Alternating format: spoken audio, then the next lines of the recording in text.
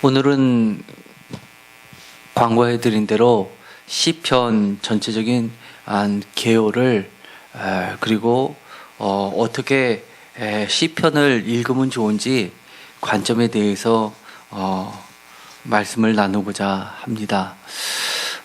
성경을 좀 많이 찾아보려고 합니다. 간략한 것은 지난주 주일날 시편 1편을 하면서 오경 구조에 대해서 말씀을 드렸고, 그것은 동영상에 올라가 있으니까 참조하시면 좋을 듯 합니다. 오늘은 구체적으로 하나하나를 살펴보도록 하겠습니다. 왜냐하면 직접 이렇게 보지 않으면 우리가 잘 나중에 기억이 나지 않습니다. 한번 찾아보도록 하겠습니다. 먼저 이 시편을 읽을 때 많은 사람들이 좀 어려워하는 것 중에 하나가 시편이 너무나 비슷한 내용들이 계속 반복이 되다 보니까 하나하나가 기억이 안 남는다는 겁니다. 그러나 우리가 사실 시편 한 편 한 편을 읽어보면 각각의 내용이 사실은 많은 삶의 요소를 포함하고 있기 때문에 특징들이 다 있습니다. 그런 것들이 모여서 우리가 어떤 어려움을 겪을 때 이 시편 한 편을 읽으면서 한 절 읽으면서 아멘, 한 절 읽으면서 아멘 하면서 지나가도 정말 훌륭한 기도가 됩니다. 유대인들은 이 시편 150편을 오경구조 토라에 맞춰서 3년 주기로 낭독할 수 있게 구성을 시켰습니다. 토라가 153장으로 되어 있으니까 시편도 150편으로 거의 비슷하게 맞췄다는 것은 특별히 이 시편을 의도적으로 편집했다는 것을 나타냅니다. 예를 들어서 이 시편을 보면 똑같은 내용을 가진 것들이 몇 개 있습니다. 그럼에도 불구하고 이것을 둘 중에 하나를 삭제시키지 않고 했다는 것은 그만큼 토라가 그들에게서는 중요했다는 이야기입니다. 토라가 무엇이냐 하면 모세 오경을 가리킵니다. 그 당시는 예수님 시대까지만 하더라도 성경 말씀, 우리가 이야기하는 정경이라고 하는 것은 지금 우리가 구약이 39권이지만 그때까지는 모세 오경이 정경이었고, 그리고 지금의 39권이 정경으로 채택된 것은 예루살렘이 멸망하고 나서 AD 90년에 그들이 다 망하고 흩어졌을 때 랍비가 모여서, 그리고 여러 두루마리를 모아서 회의를 하게 됩니다. 그래서 얌니아라는 곳에서 회의를 해서 39권을 정경으로 만들었습니다. 그렇다는 얘기는 모세 오경 더하기 선지서들, 커다란 묶음 선지서, 대선지서도 있고 소선지서, 12소선지서도 있고, 그 다음에 이 시편이 포함된 시가서들 있고, 시가서뿐만 아니라 예를 들어서 다른 역사서라든지 이런 것들이 포함된 성문서들이 있는 겁니다. 그렇다는 이야기는 사실은 이 토라 외에는 그들은 예수님 시대에도 우리 복음서에 보면 시편을 인용해서 예수님께서 말씀하시고 선지서들을 통해서 선지서에서도 이렇게 이야기하지 않았냐라고 하는 것은 그들이 정경은 아니지만 정경 못지않게 신앙생활에 꼭 필요한 거룩한 문서라고 이야기를 했습니다. 그런 것이 지금은 이렇게 성경으로 자리 잡게 된 겁니다. 그래서 이 오경 구조, 토라 구조로 만들었다고 하는 것은 시편을 하나님의 말씀으로 격상시켰다는 것이 되고, 하나님의 말씀에 집중하라는 뜻도 됩니다. 우리가 신앙생활을 할 때 하나님을 잘 섬긴다라고 할 때 결국은 이 하나님은 하나님의 말씀을 잘 따르는 것이 되는 겁니다. 그만큼 그들에게 있어서는 하나님 이퀄 하나님 말씀이 되는 겁니다. 오늘날로 개신교를 이야기하면 성경으로 돌아가자라는 겁니다. 대표적으로 시편 14편을 한번 보도록 하겠습니다.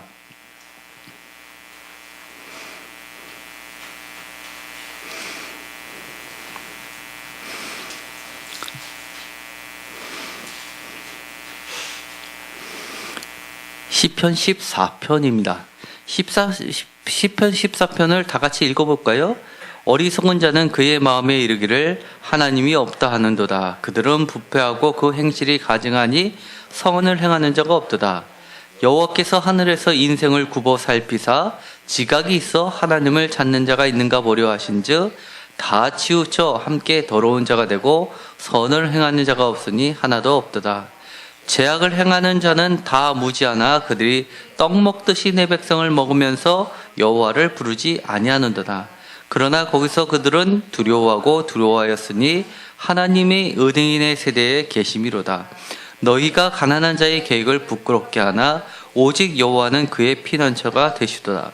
이스라엘의 구원이 시온에서 나오기를 원하도다. 여호와께서 그의 백성을 포로된 곳에서 돌이키실 때에 야곱이 즐거워하고 이스라엘이 기뻐하리로다. 이렇게 되어 있습니다. 시편 53편을 잠깐 보도록 하겠습니다.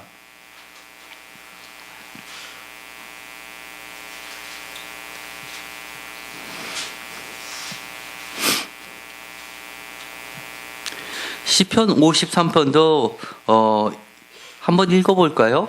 다 같이 읽겠습니다. 어리석은 자는 그의 마음에 이르기를 하나님이 없다 하도다. 그들은 부패하며 가증한 악을 행하며 선을 행하는 자가 없도다. 하나님이 하늘에서 인생을 굽어 살피사 지각이 있는 자와 하나님을 찾는 자가 있는가 보려 하신즉 각기 물러가 함께 더러운 자가 되고 선을 행하는 자가 없으니 한 사람도 없도다. 죄악을 행하는 자들은 무지하나 그들이 떡 먹듯이 내 백성을 먹으면서 하나님을 부르지 아니하는도다. 그들이 두려움이 없는 곳에서 크게 두려워하였으니 너를 대항하여 진친 그들의 뼈를 하나님이 흩으심이라. 하나님이 그들을 버리셨으므로 내가 그들에게 수치를 당하게 하였도다.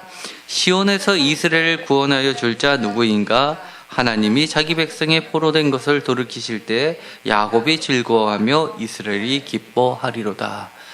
읽어보시니까 어떠신가요? 두 편이 같지요? 예, 똑같은데도 불구하고 한 편을 없애지 않았습니다. 한 편을 없앤다고 한다면 150편보다 더 줄어들겠죠. 사실 이 두 편은 다른 비슷하지만 큰 차이가 나는 것은 2절에 보면 하나는 여호와 또 하나는 하나님, 신명이 틀립니다. 사실은요. 신명이 틀리다는 것은 그들이 부르는 신이 틀렸다는 이야기입니다. 예를 들어서 성경에서 하나님이라고 번역된 것은 엘이나 엘로힘을 하나님이라고 번역하였고 여호와라고 번역한 것은 야훼를 번역한 겁니다. 그렇기 때문에 엄격히 이야기하면 이 두 시편을 부르는 자들은 사실은 각기 다른 하나님을 신의 이름을 불렀던 것인데 나중에 그것이 통합됐다고 봐야 되겠죠. 전통적으로는 야훼라고 부르는 것이 더 오래된 시편이라고 보통 부릅니다. 출애굽 역사가 일어날 때 그들을 해방시켜줬던 신은 야훼입니다. 우리가 잘 알고 있듯이 나는 스스로 있는 자다. 전에는 내 이름을 밝히지 않았지만 처음으로 밝힌다 라고 했던 것이 모세에게 나타난 떨기나무에서 하나님께서 자신의 이름을 야훼라고 불러주셨던 그 전쟁의 신입니다. 해방의 신입니다. 그 당시에만 하더라도 이 가나안 땅에서는 엘이나 엘로힘이라는 신을 섬겼습니다. 전통적으로 이 메소포타미아 지방부터 해서 쉽게 말해서 지금에 보면 이란, 이라크부터 시작해가지고 이스라엘에 이르기까지 아주 폭넓게 팔레스타인 지방까지 다 아우르던 최고의 신이 바로 엘신입니다. 엘신이 70명의 아들들이 있었고 그 신들 중에 하나가 바알인 겁니다. 그런 토착신이었는데 이 야훼를 섬기던 무리들이 들어와서 이 최고의 신이 엘이나 엘로힘이 아니라 야훼다라고 선언했던 것이 야훼주의인 겁니다.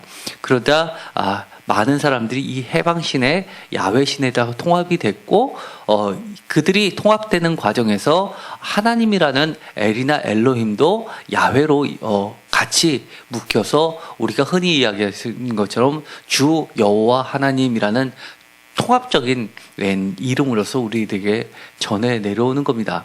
그러면 많은 사람들이 이렇게 이야기할 겁니다. 그러면 엘이나 엘로힘이란 신은 없어져야 되는 것이 아닙니까? 아닙니다. 왜 중요하냐면 끊임없이 그들은 이야기하는 겁니다. 참신은 바알의 아버지 엘이나 엘로힘이 아니라 천지를 창조하신 야훼 엘로힘 신이다라고 이야기를 하는 겁니다. 그래서 그들을 섬겼던 것은 우상이고 가짜신이고 참신은 이 창조주 하나님이다라고 선언한 것이 굉장히 중요한 신앙의 이름이 되었던 겁니다. 또 한 가지 한번 볼까요? 우리가 이 두 편으로 나눠져 있는 것이 있습니다. 예를 들어서 시편 9편입니다. 저희가 한번 설교를 한 적이 있었습니다. 9편과 10편을 한번 보도록 하겠습니다.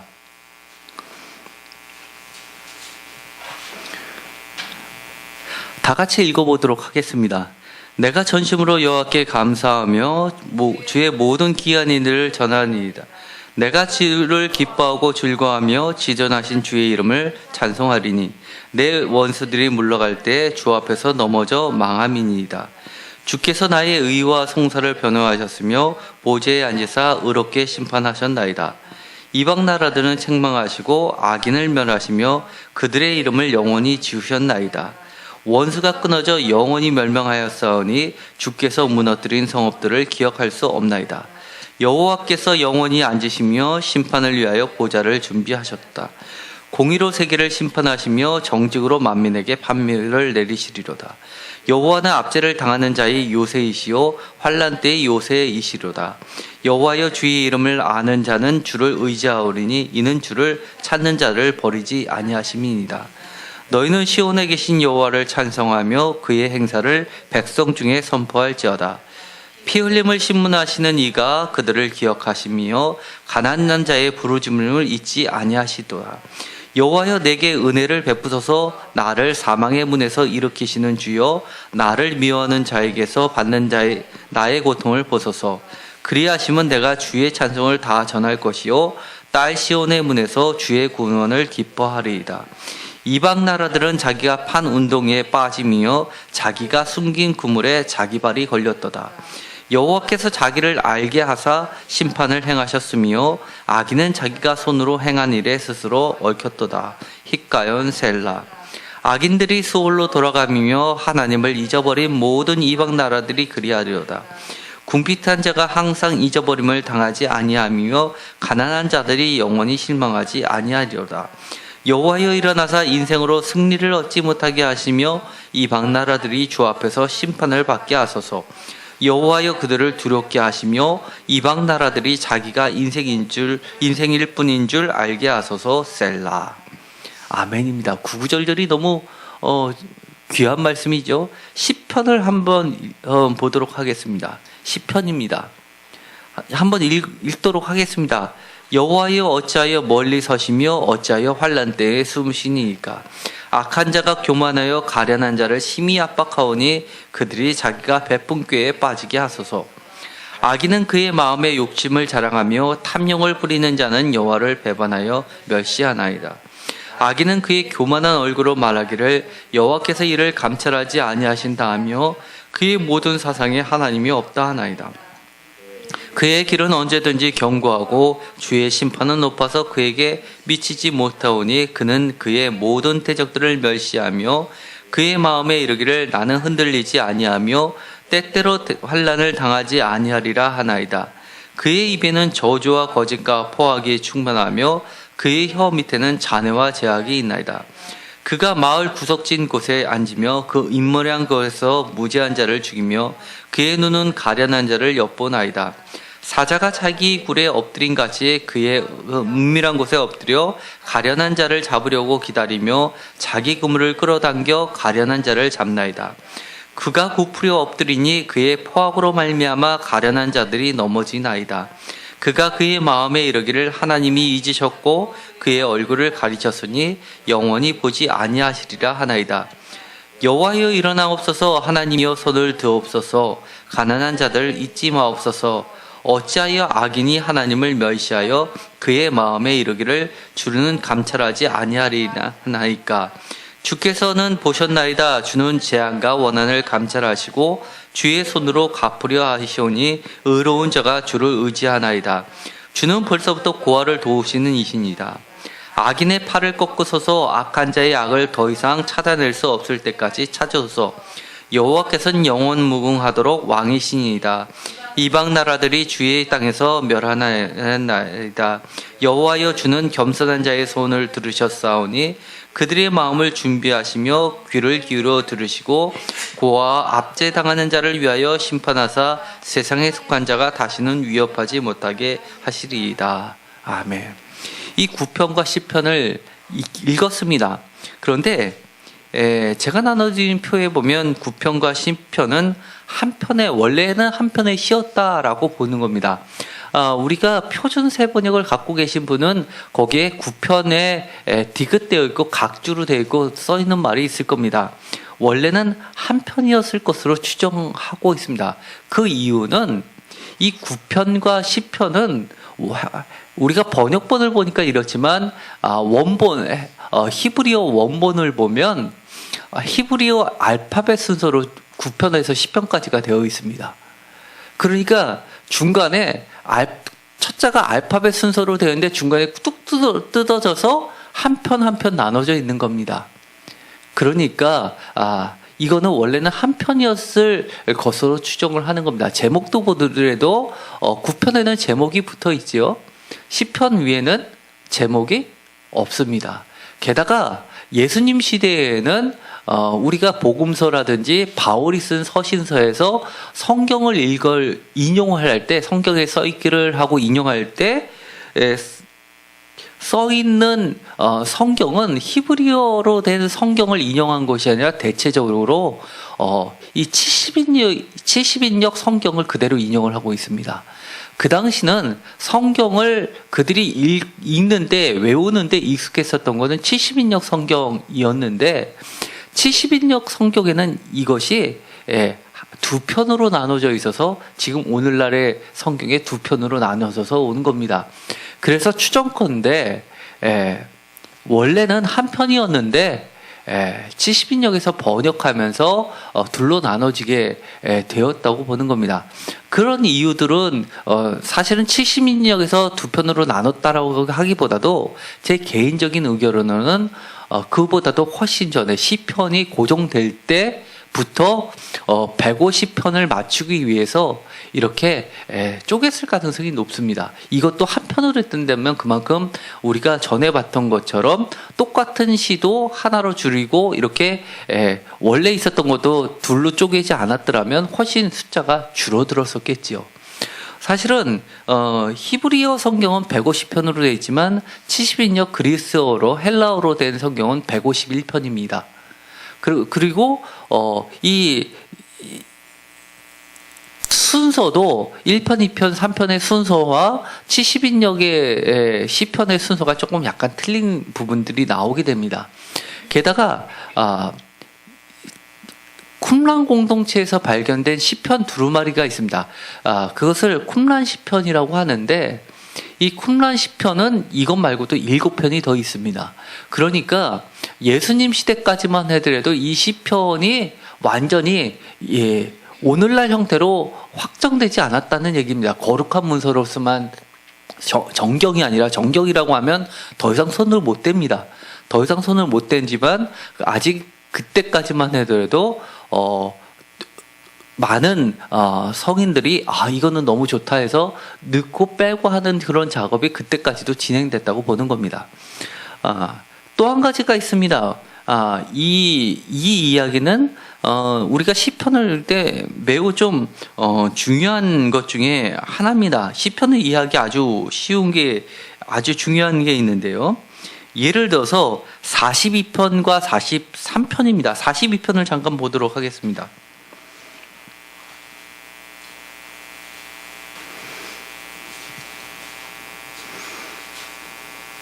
제가 42편에서 43편까지는 한번 한 적이 있습니다. 42편부터 한번 읽어볼까요? 하나님이여 사슴이 시냇물을 찾기에 갈급함 같이 내 영혼이 하나님 곧 살아계시는 하나님을 갈망하나니 내가 어느 때에 나아가서 하나님의 얼굴을 배울까. 사람들이 종일 내게 하는 말이 내 하나님이 어디 있느냐 하오니 내 눈물이 주야로 내 음식이 되었도다. 내가 전에 성의를 지키는 무리와 동행하여 기쁨과 감사의 소리를 내며 그들을 하나님의 집으로 인도하였더니 이제 이 일을 기억하고 내 마음에 상하는도다. 내 영혼아 내가 어찌하여 낙심하며 어찌하여 내 속에서 불안해하는가. 너는 하나님께 소망을 두라. 그가 나타나 도우심으로 말미암아 내가 여전히 찬송하리로라. 내 하나님이여 내 영혼이 내 속에서 낙심이 되므로 내가 요단 땅과 헤르몬과 마살산에서 주를 기억하나이다. 주의 폭포 소리에 깊은 바다가 서로 부르며 주의 모든 파도와 물결이 나를 휩쓸었나이다. 낮에는 여호와께서 그의 인자하심을 베푸시고 밤에는 그의 찬송이 내게 있어 생명의 하나님께 기도하리로다.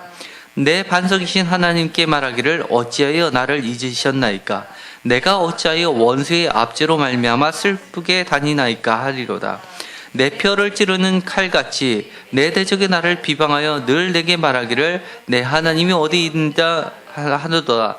내 영혼아 내가 어찌하여 낙심하며 어찌하여 내 속에서 불안해져 하는가. 너는 하나님께 소망을 두라. 나는 그가 나타나 도우심으로 말미암아 내 하나님을 영원히 찬송하리로다. 43편입니다. 하나님이여 나를 판단하시되 경건하지 아니한 나라에 대하여 내 송사를 변호하시며 간사하고 불의한 자에게서 나를 건지소서. 주는 나의 힘이 되신 하나님이시거늘 어찌하여 나를 버리셨나이까. 내가 어찌하여 원수의 억압으로 말미암아 슬프게 다니나이까.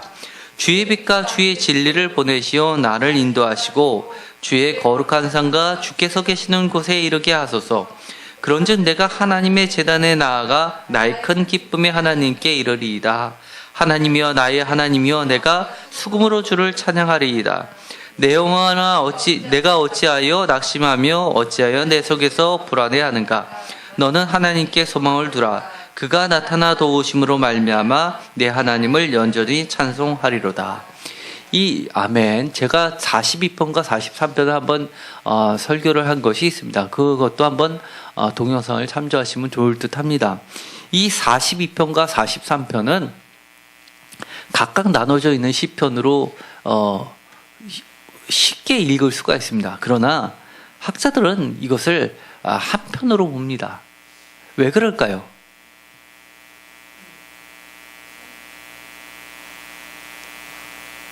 예, 기억하시는 분이 계실 겁니다.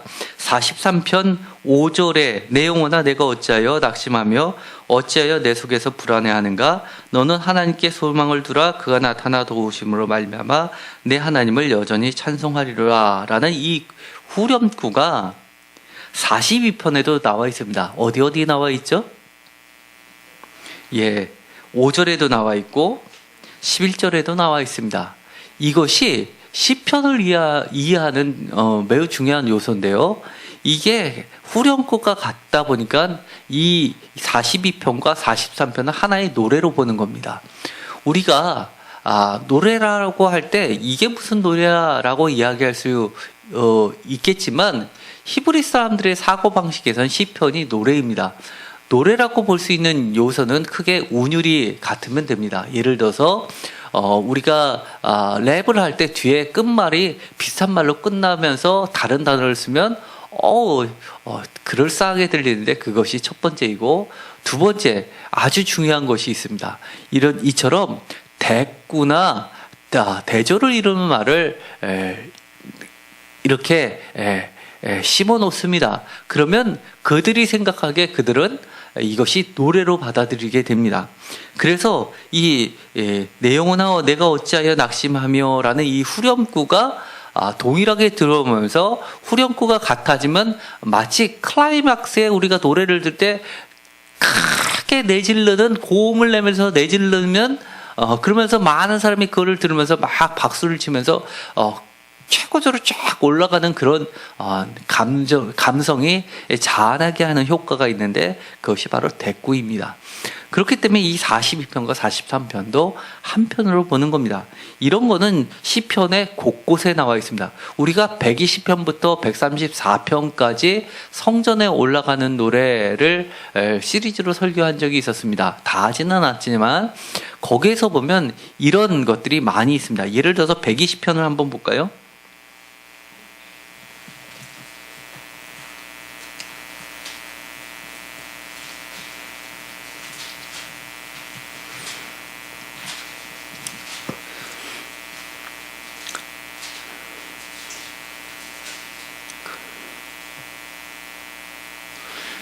(120편)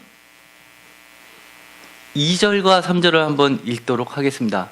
여호와여 거짓된 입술과 속이는 혀에서 내 생명을 건져주소서. 너 속이는 혀여 무엇을 내게 주며 무엇을 내게 더할꼬. 여기서는 반복되는 말이 있습니다. 무엇입니까? 속이는 혀. 이러면서 이것을 강조하고 있는 겁니다.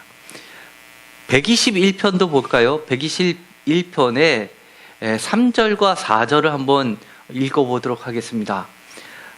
여호와께서 너를 실족하지 아니하게 하시며 너를 지키신 이가 졸지 아니하시리라.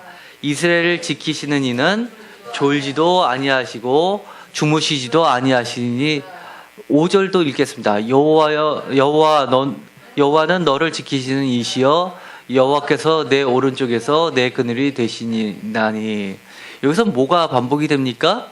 지키시는 이것이 이 시편을 읽으면서 계속 대꾸를 읽으면서 강하게 그들이 내리에 박히는 것은 지키시는 이라는 겁니다. 이렇게 하면서 이것을 노래로 그들은 찬양을 드렸던 겁니다. 이런 것들은 많이 있습니다. 예를 들어서 124편도 그렇습니다. 124편의 1절과 2절을 읽겠습니다. 이스라엘은 이제 말하기를 여호와께서 우리 편에 계시지 아니하셨더라면 우리가 어떻게 하였으랴. 사람들이 우리를 치러 일어날 때 여호와께서 우리 편에 계시지 아니하였더라면. 여기서도 뭐가 반복이 됩니까? 여호와께서 우리 편에 계시지 아니하셨더라면. 이들은 이 찬양을 부르면서 그래 맞아 여호와께서 우리 편에 계셨지, 이것을 기억하는 겁니다. 이처럼 우리가 시편을 읽을 때 사실은 많은 부분이 무심코 지나갔지만 이런 것을 하나씩 읽어야 한다면 제가 이 시편 개요를 하는 목적이 여러분 스스로 제가 설교하지 않은 하나님의 말씀을 읽어더라도 하나님과 대화하는 법을 스스로 익히게 되는 것을 저는 목표로 삼고 있습니다. 그렇게 된다면 스스로 고기를 낚듯이 하나님의 말씀, 우리가 미국에 가면 영어를 하고 프랑스 가면 불어를 배워야지만 그들과 소통을 잘하듯이 하나님과의 대화법은 사실은 성경을 우리가 얼마나 잘 이해하느냐에 아주 큰 요소가 있습니다. 성경을 우리가 스스로 읽고 하나님의 말씀을 정확하게 우리가 내 생각대로 번역을 하는 것이 아니라 하나님이 우리에게 강조하고 싶은 부분에 우리도 강조해서 받아들이고 라고 한다고 하면 가장 좋은 성경 읽기 방법이 되고 하나님과 교통하는 방법이 되는 겁니다. 그렇게 되기를 간절히 축원드립니다. 여기서도 볼 때도 42편과 43편은 원래는 한 편이었지만 둘로 나눠졌습니다. 이렇게 어떤 거는 합치고 어떤 거는 나누고 하면서, 그리고 어떤 거는 삭제를 시키고 그냥 두면서 토라에다 맞췄다는 이야기는 우리가 끊임없이 시편을 읽을 때 하나님 이코를 뭐라고요? 하나님 말씀.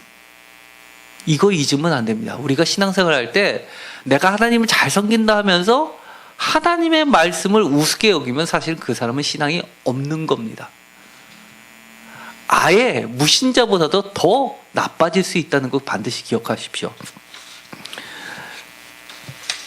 이런 구조로 해서 시편 5경 구조를 했는데요. 이 5경 구조를 할 때 제일 먼저 시편을 만들었던 것이 있습니다.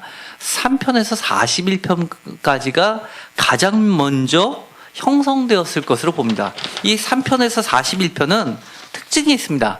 다윗의 일대기들이 쭉 소개되고 있습니다. 예를 들어서 우리가 많이 아는 것들이 있습니다. 예를 들어서 다윗이 34편 같은 경우는 아비멜렉 이야기가 나오고 3편 같은 거는 압살롬하고 전쟁을 하면서 피해 다니는 그런 이야기가 납니다. 압살롬과의 내전 상황은 정말 누가 읽더라도 참 안타까운 것이죠. 왜냐하면 부모와 자식이 전쟁을 일으키면 승자가 어디 있습니까? 사실은요.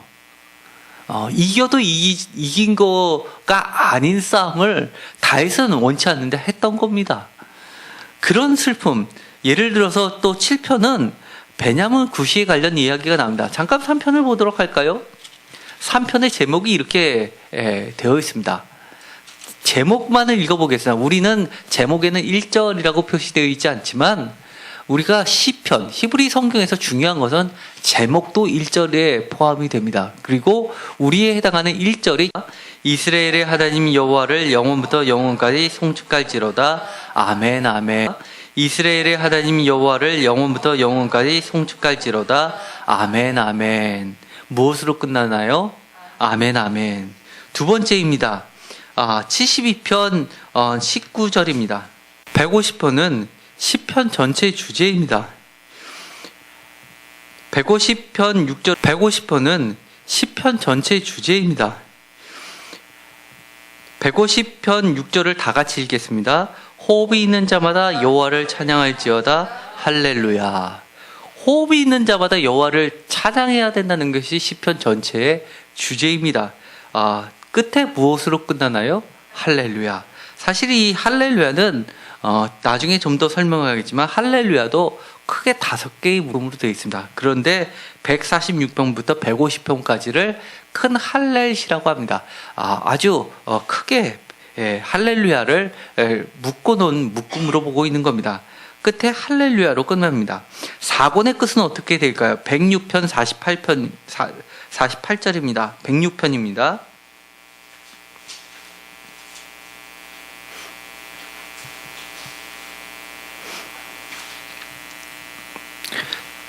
106편 48절 다 같이 읽겠습니다. 여호와 이스라엘 하나님을 영원부터 영원까지 찬양할지어다. 모든 백성들아 아멘 할지어다. 할렐루야. 이번엔 뭐로 끝나나요? 아멘 할렐루야. 1권부터 3권까지는 다 뭘로 끝났습니까? 아멘 아멘. 그리고 5권은 할렐루야로 끝났습니다. 그러니까 4권의 끝을 2개를 연결시켜주는 이런 시적 표현으로 하나는 아멘에서 가져오고 하나는 할렐루야를 가져오면서 2개를 연결시켜 놓은 겁니다. 그리고 3권은 17편으로 되어 있습니다. 그리고 4권도 17편으로 되어 있습니다. 17편 짝을 맞추면서 그렇게 4권을 나누고 4권 나머지 부분에 대해서 44편에 대해서 모두 붙여서 5권으로 해서 5경 구조를 하게 됩니다. 3권까지를 보면 72편 20절입니다. 72편 20절을 잠깐 보도록 하겠습니다.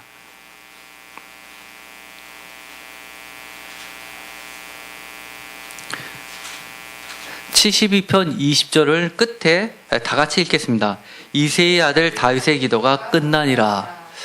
이것을 보면 하나의 표식입니다. 1권에서 3권까지가 커다란 단락으로 먼저 마무리가 됐다는 이야기입니다. 그런데 4권부터 5권까지 보면 그 뒤에 다윗의 이야기가 다시 시작이 됩니다. 그렇다는 이야기는 누군가가 그 뒤에 다윗의 이야기를 첨가했다는 이야기고, 그처럼 이 시편은 오랜 시간 동안 형성이 되었다고 보는 겁니다. 이 72편 20절 끝에 다윗의 기도가 필하니라라고 되어 있지만 4권에서 5권까지 무려 18개나 다윗의 이야기가 되어 있습니다. 다윗의 시라는 이름으로 되어 있는데 히브리어는 레 다비드로 되어 있습니다.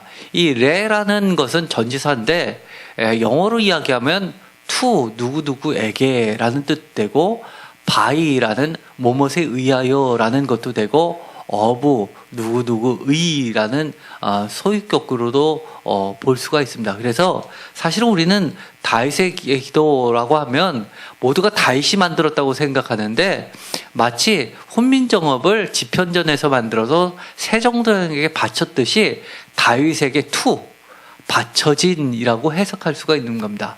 만약에 바이라고 하면 일부는 다윗의 시 중에서 다윗이 직접 노래한 것도 있고, 예를 들어서 10절까지 있으면 그 중에서 2, 3절은 다윗이 직접 만들어서 후대에 전환됐는데 그것이 나머지 것들이 붙여져서 원래는 다윗이 2절을 했는데 10절로 늘어난 경우도 다윗에 의해서 만들어진 노래 이렇게 불려지는 것도 물론 있습니다. 그리고 또 다윗이라고 하는 다윗에 관한 노래라고도 해석할 수 있습니다.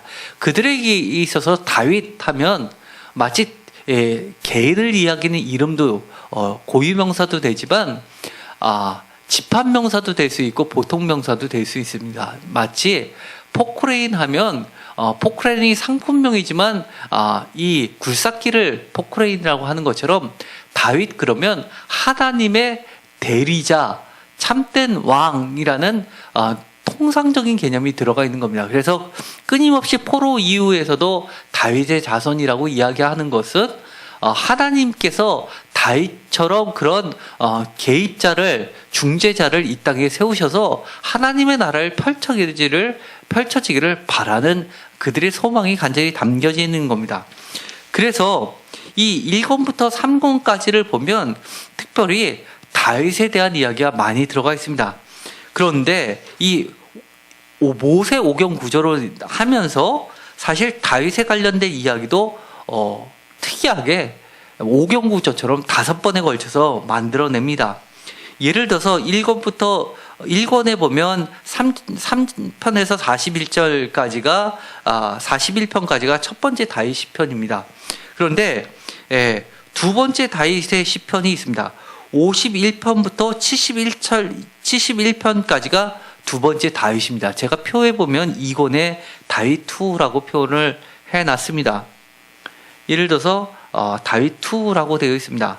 그리고 다윗 3에 해당하는 것도 있습니다. 다윗 3에 보면 이 3권에 86편 하나가 들어가 있습니다. 그렇다는 얘기는 딱 한 편이 다윗입니다.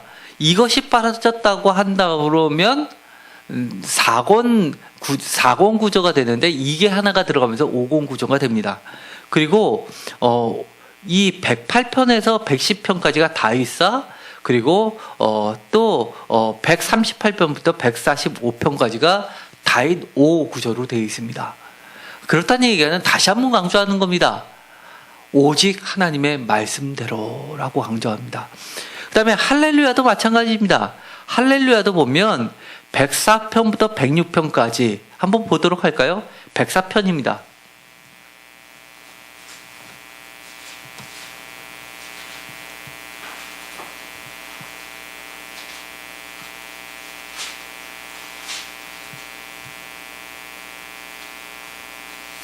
백사편 맨 끝절 35절입니다. 다 같이 읽겠습니다. 죄인들을 땅에서 소멸하시며 악인들을 다시 잊지 못하게 하시리로다. 내 영혼아 여호와를 송축하라. 할렐루야. 무엇으로 끝나나요? 할렐루야로 끝나게 됩니다. 그리고 105편입니다. 105편 45절입니다. 105편 45절도 읽어볼까요? 이는 그들이 그의 율례를 지키고 그의 율법을 따르게 하려 하심이로다. 할렐루야.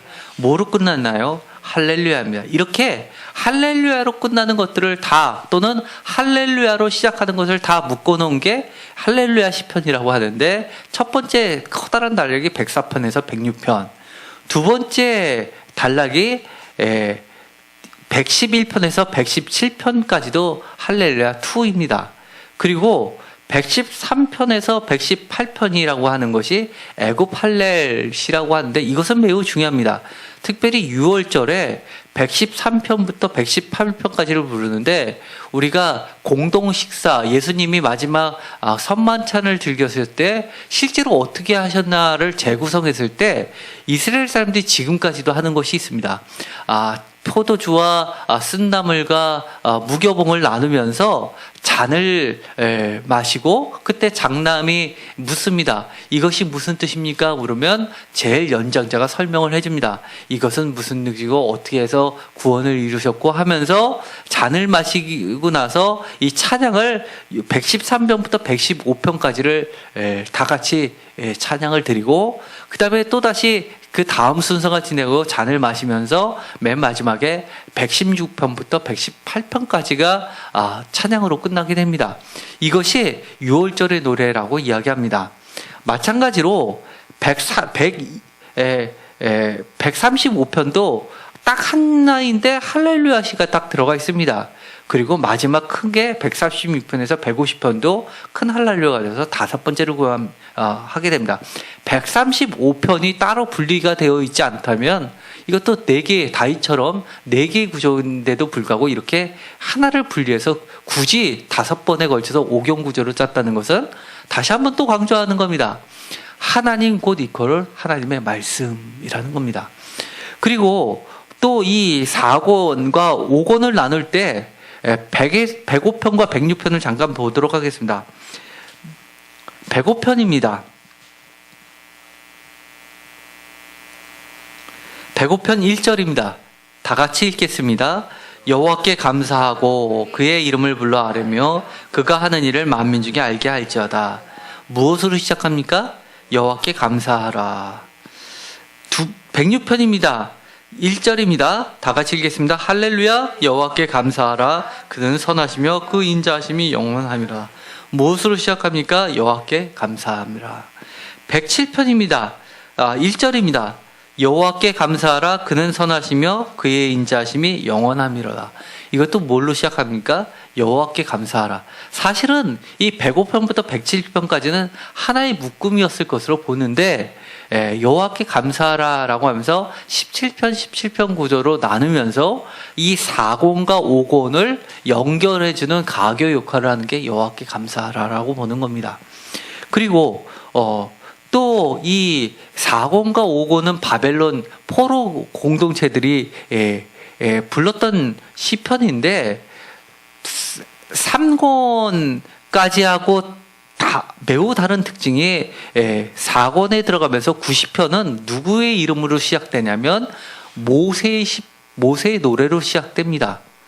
90편입니다. 90편은 우리가 잘 알고 있는 모세의 노래입니다. 90편 잠깐 보도록 하겠습니다.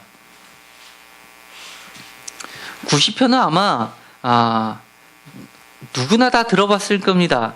인생이 건강해봤자 7, 80이다라는 그 유명한 말구가 들어가 있습니다. 이거는 모세의 노래입니다. 출애굽을 이야기합니다. 저는 이 90편을 하면서 정말 위대한 고백은 1절에 있다고 봅니다. 주여 주는 대대에 우리의 거처가 되셨나이다. 얼마나 위대한 고백입니까? 그런데 이 90편을 모세의 노래로 시작한 특별한 이유가 있습니다. 바로 출애굽을 이끌었던 하나님이 바벨론 포로에서도 돌아오게 하는 새로운 제2의 출애굽을 이끄는 분이라고 고백을 하는 겁니다.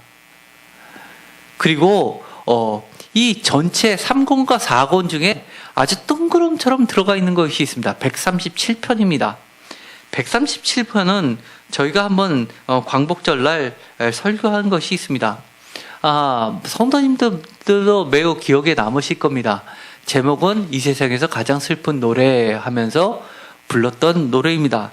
바벨론 강가에서라는 찬양입니다. 그 전에 다 할렐루야 그러는데 여기 와서만 슬프게 바벨론 강가에서.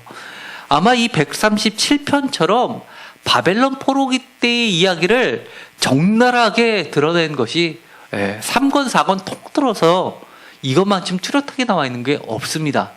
그 정도로 이 137편은 이 3권, 4권과 5권의 가장 특징을 이루면서 단 한 편이지만 핵심을 이루고 있습니다. 바벨론 포로에서 돌아오게 하시는 분, 그분이 바로 야훼 하나님이라는 겁니다. 이 야훼 하나님이 어떤 분이길래 그들이 왜 이렇게 할까요? 예를 들어서 야훼 멜렉이라는 시가 있습니다. 야훼 멜렉이라는 것은 왕이다, 다스린다라는 뜻이 있는데 이것은 시편 전체 주제에서 매우 중요합니다. 93편부터 99편까지가 야훼 멜렉 시라고 이야기하는데 이것은 야훼가 왕이시다, 야훼가 다스리신다라는 전체적인 고백들을 묶어놓고 있습니다. 특별히 95편을 잠깐 보도록 하겠습니다.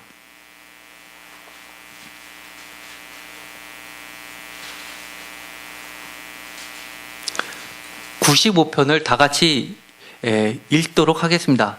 오라 우리가 여호와께 노래하며 우리의 구원의 반석을 향하여 즐거이 외치자. 우리가 감사함으로 그 앞에 나아가며 시를 지어 즐거이 그를 노래하자.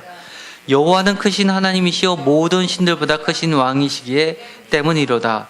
땅의 깊은 곳이 그의 손 안에 있으며 산들의 높은 곳도 그의 것이로다. 바다도 그의 것이라 그가 만드셨고 육지도 그의 손이 지으셨도다. 오라 우리가 굽혀 경배하며 우리를 지으신 여호와 앞에 무릎을 꿇자. 그는 우리의 하나님이시요 우리는 그가 기르시는 백성이며 그의 손이 돌보시는 양이기 때문이라. 너희가 오늘 그의 음성을 듣거든 너는 무리바에서와 같이 또 광야의 마사에서와 지냈던 날과 같이 너희 마음을 완악하게 하지 말지어다. 그때 너희 조상들이 내가 행한 일을 보고서도 나를 시험하고 조사하였도다. 내가 40년 동안 그 세대로 말미암아 근심하며 이르기를 그들은 마음이 미혹된 백성이라 내 길을 알지 못한다 하였도다. 그러므로 내가 노하여 맹세하기를 그들은 내 안식에 들어오지 못하리라 하였도다. 끝은 매우 우울하게 끝나는 것 같습니다. 그러나 정말 보석처럼 빛나는 말씀이 있습니다. 무엇입니까?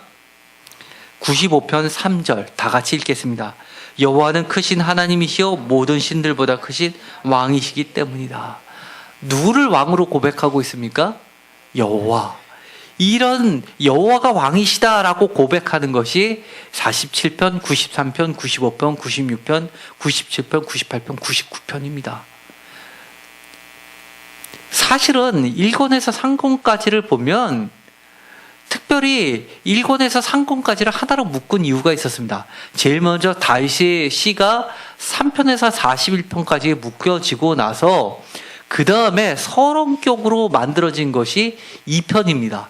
2편은 사도행전 13장 33절에 보면 시편 첫째 편에 이르기를 너는 내 아들이라 오늘 너를 낳았다 라는 이야기가 있습니다. 그런데 오래된 사본에는 시편 둘째 편에 이르기를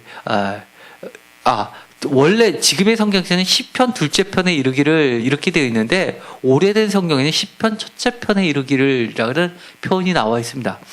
그래서 맨 처음에는 아마 1권에서 3권까지가 형성이 되었고 그 서론의 시가 2편이 형성되었고 그걸 시편 1편이라고 불렀었던 것으로 추정을 합니다. 그런데 거기에 보면 너는 내 아들이라 오늘 너를 낳았다 라는 양자 개념이 들어갑니다. 야훼께서 세상을 통치하실 때 양자를 삼으셔서 대리자를 삼으셔서 중개자를 삼으셔서 세상을 다스리시는데 그것이 왕이라고 하는 겁니다. 그래서 1권에서 3권까지의 특징은 바로 다윗 왕에 대한 다윗 언약을 강조하고 다윗 왕권을 강조합니다. 예를 들어서 이 시편 2편과 같이 틀을 형성하는 것이 72편과 89편입니다. 72편은 무엇의 끝입니까?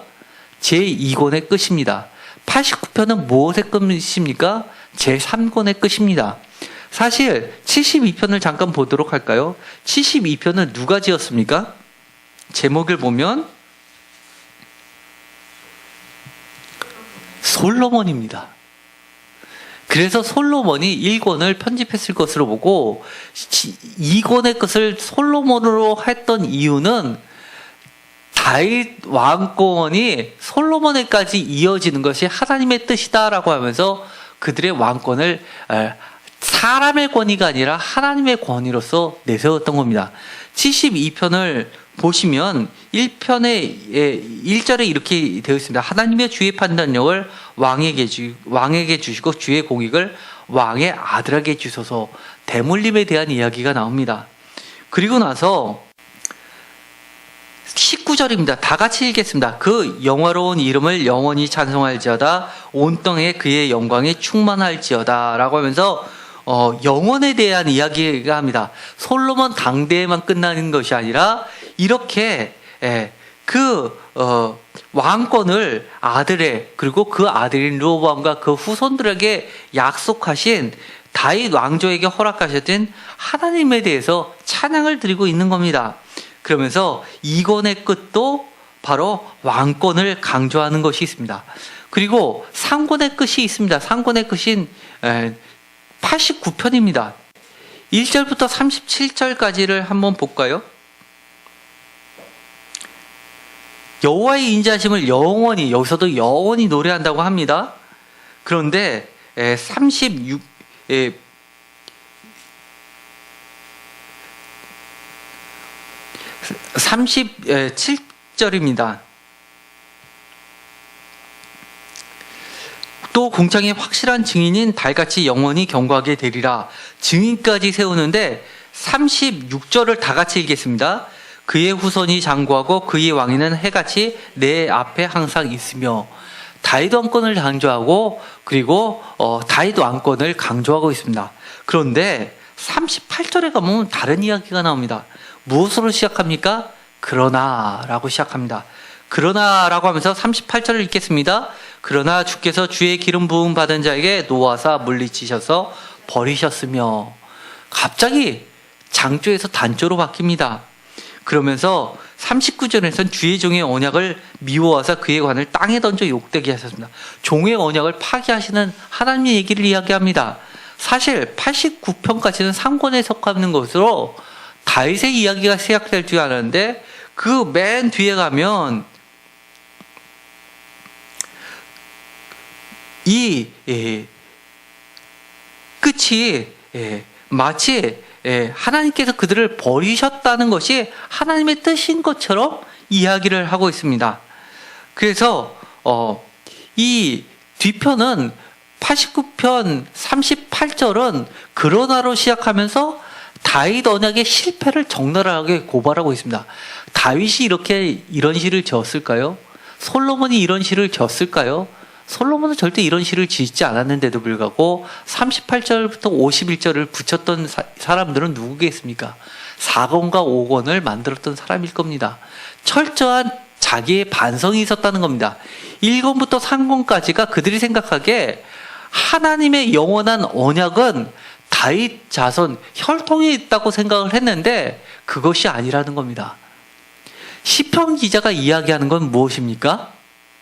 너는 내 아들이라 오늘 너를 낳았다라는 이 양자는 다윗의 혈통이 아니라 무엇이라는 겁니까? 예수 그리스도라는 겁니다. 영원한 왕은 하나님이신데 그 왕권을 누구한테 주었다는 겁니까? 예수 그리스도에게 주었다는 겁니다. 그래서 시편 2편에 보면, 시편 2편을 잠깐 보도록 하겠습니다.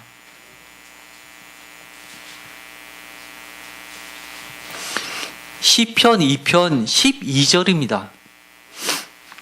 시편 2편 7절은 아까 말씀드렸던 사도행전의 그 말씀이고, 이것은 마가복음에서 예수님께서 세례를 받을 때 했던 하늘에서 들려왔던 하나님의 음성, 그리고 변화산에서 들려졌었던 하나님의 음성, 그리고 12절을 다 같이 읽겠습니다. 그의 아들에게 입맞추라. 그렇지 아니하면 진노하심으로 너희가 길에서 망하리니 그의 진노가 급하심이라. 여호와께 피하는 모든 사람은 다 복이 있도다. 그의 아들에게 입맞춰야 될 진정한 왕, 그것은 예수 그리스도라는 겁니다. 종말론적으로 예수 그리스도를 바라보게 된 겁니다. 이것이 시편 전체 5권까지 오면서 기독교에서, 유대교에서 기독교로 가면서 새롭게 하나님의 계시를 해석하고 확정시킨 것이 이 놀라운 진리입니다. 이것이 요한계시록에 가면 예수님께서 모든 세력을 잠재우시고 진멸하시고 영원한 왕으로 등극하시는 장면으로 나오게 되는 겁니다. 그러면서 맨 마지막에 시편 1편이 구성이 됐다고 보는 겁니다. 시편 1편이 구성이 되고 시편 2편이 지금의 2편으로 되고 1편에서 1편과 2편이 짝을 이루는 것들이 많이 나옵니다. 제가 나눠드린 표에서도 보면 시편 1편 1절과 2편 12절 아슈레이로 끝납니다. 아 행복하여라 복이 있도다 복이 있도다 라는 걸로 대꾸를 이룹니다. 그리고 1편 2절과 2장 7절 그리고 특별히 1편 2절과 2장 1절 묵상이라는 단어와 꾀를 낸다, 음모한다 라는 말이 히브리어로는 같습니다. 그리고 망한다 라는 표현도 갖게 됩니다.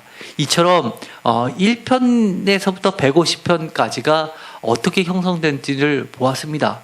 매우 복잡하게 형성이 되었지만 그래도 우리가 보면 굉장히 그들이 느끼기에 시적인 표현을 하도록 구성이 되어 있습니다. 예를 들어서 3편에서 41편까지를 다윗을 첫 번째 묶음으로 하고 42편부터 49편까지를 고라 그리고 50편 아삽 다시 51편에서 71편까지 다시 다윗에서 다윗 그 다음에 73편부터 83편까지 아삽 그리고 84편부터 85편까지 고라 2, 86편 다윗, 87편, 88편 고라 3, 그리고 나서 다시 맞춰지는 걸 보면 짝을 이루고 있다는 것을 우리가 보게 되는 겁니다. 이처럼 전체를 대꾸를 계속해서 반복하면서 그러면서도 전체를 모세 오경구조로서 짜면서 다윗도 오경구조, 할렐루야도 오경구조로 하면서 하나님의 말씀을 강조하고 있다는 겁니다. 이렇게 해서 시편 전체 구절을 마치면서 우리가 시편을 앞으로 보게 될 텐데 시편을 읽으면서 기억해야 될 것 어떻게 우리가 하나님을 잘 섬기는지 하나님을 왕으로 우리가 고백하면서 사는지 그것을 우리 삶 가운데에서 나의 고백으로 바꿔나가는 것이 시편을 읽는 아주 중요한 열쇠인 겁니다. 기도하고 마치기로 하겠습니다. 하나님 감사합니다. 오늘 시편 5경구절을 다시 한번 살펴보았습니다. 시편을 읽으면서 끊임없이 고백했던 것 하나님의 말씀으로 돌아가자는 겁니다. 그리고 하나님을 잘 섬긴다는 것은 하나님의 말씀에 철저히 순종한다는 것이었습니다. 우리가 하나님을 왕으로 고백하고 우리 하나님께서 왕이신 하나님께서 우리 삶에 역사하는 방식이 다른 것이 아니라 예수 그리스도를 통해서 우리 삶에 개입하신다는 것을 우리가 고백할 수 있게 하여 주옵소서. 예수 그리스도의 이름으로 기도드렸습니다. 아멘.